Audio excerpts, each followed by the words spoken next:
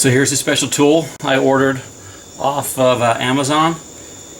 So far I can tell that this is going to make it a little bit easier. So I've removed the tool from the hose, pull back slightly, and there it is, comes right off. Now I'll just go ahead and stow this hose right here while I begin to work on the bottom hose connections. There are several hose attachment points that need to be disconnected. Here is the first one off the back of the firewall, right here. I've already just disconnected it. To give you a little bit of situational awareness here, this is the left hose, still attached to the firewall and the heater core. It comes around here and it attaches just to the top of the engine block here. So here is the disconnected right hand hose, comes here, snakes around the back side of the engine,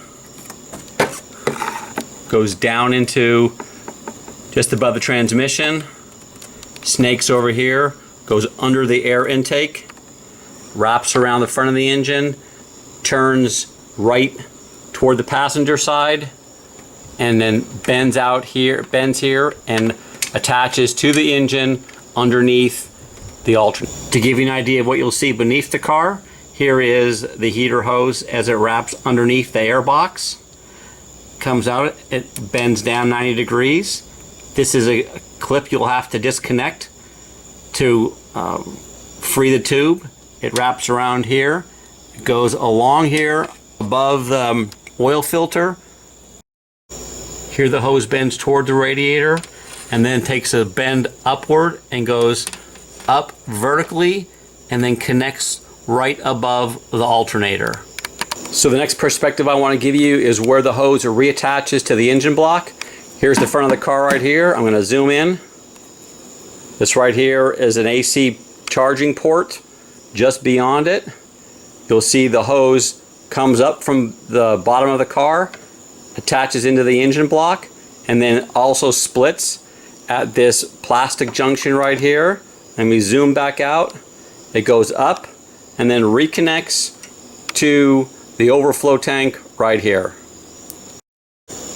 Let's go ahead and remove the heater core hose from the reservoir overflow.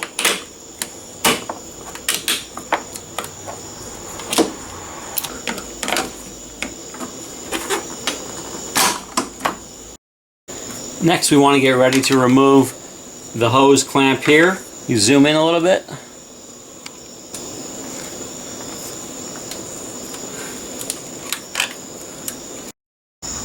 Here's a close-up because we couldn't see it while it was on the car, but here's the heater core hose attachment point to the heater core itself, the inlet and the outlet. So this gray connector, when it's attached on the car and in the unremoved or locked position, these arrows are in line this way. The tool that you use to allow it to twist it, that's unlock. And then when you just pull it backwards. So when I go to reinstall this on the car, I'll have the gray clip in this orientation here, and when it's fully seated, I'll spin it to lock it and it will be locked in place. If you wanted to cross-reference the 4-part number with this manufacturer, here's the information right here. Gates is the manufacturer. Hose part number is 24859, and there's another part number on the lower right hand side. Here's a close-up of the connection points on this aftermarket or replacement part here. That one, here, and again here, exactly the same as the original equipment. Here I'm showing the orientation of the pipe lying beneath the car. What you see closest to me is the part that's going to go right under the front of the engine block, between the radiator and the engine. On the right hand side are the parts that weave up under the air box and back around the back of the engine to the heater core. And then on the left hand side, you'll see the 2 connection points. The lower one is to the thermostat, and the upper one is to the expansion tank. I wound the hose up from the bottom of the car. The first connection point I'm going to make here is to the expansion tank. I will reconnect all the fasteners once I have everything in place as it should. The next step in the installation process will be reconnecting the second hose attachment point to the thermostat housing. Okay, it's on here. I'm going to push it all the way on. That's the second attachment point. I will leave this connector off until everything is completely reattached and in place. Here's the attachment point closest to the bottom of the alternator. I left this connection point on here. It's a good reference point to make sure you've routed the hose the correct way. Just clip it on. And you can see it's out of the way of the air conditioning hose and wraps around the front of the alternator. The next thing to be sure is to ensure that the line is routed here correctly. At first I had it routed to this side of this wiring harness. That was incorrect. It has to go to between the wiring harness and the bottom of the airbox, which is just above you. Here's the last connection we made. The pipe now bends upward. Let's make the next connections. This connector right here fastens to this plastic section of pipe right here. This one wraps around the radiator hose here.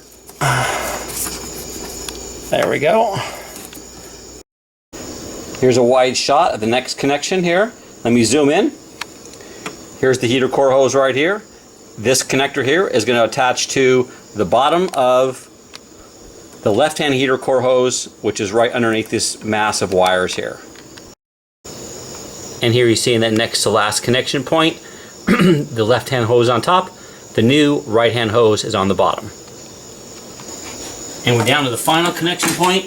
Here is sliding on the heater core hose. You can see I've got the arrow to the side. Again, top is this way, it would be locked. To the left is unlocked. I put it on here. It's not seated all the way. There you go. Now it's seated. Go ahead and